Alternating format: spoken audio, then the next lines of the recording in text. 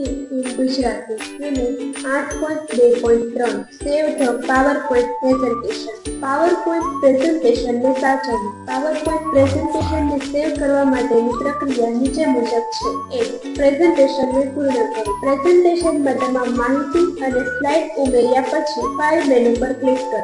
2. સેવ અથવા save as વિકલ્પને પસંદ કરો.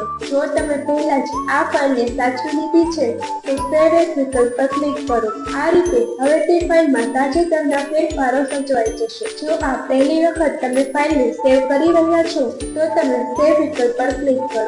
3. ફાઇલનું નામ અને સ્થાન પસંદ કરો. સેવ એઝ અથવા સેવ વિકલ્પ પર ક્લિક કર્યા પછી ફાઇલને નામ આપો અને તે કયા ફોલ્ડરમાં સાચવવી છે તે પસંદ કરો. સેવ એઝ ટાઈપ એ ફિલ્ડમાં તમે PowerPoint પ્રેઝન્ટેશન સાધારણ રીતે .pptx ફોર્મેટમાં પસંદ કરી શકો છો. 4. ફાઇલને સાચવવી. ફાઇલનું નામ અને સ્થાન પસંદ કર્યા પછી સેવ બટન પર ક્લિક કરો. 5. ફાઇલને પર્યાપ્ત રીતે સાચવવી. આ પછી તમારું PowerPoint પ્રેઝન્ટેશન સરળતાથી ચવાયેલું રહેશે અને તમે દરેક વખતે તે ખોલી અને એડિટ કરી શકો છો. આ રીતે તમે તમારા PowerPoint પ્રેઝન્ટેશનને યોગ્ય રીતે સેવ કરી શકો છો. Thank you.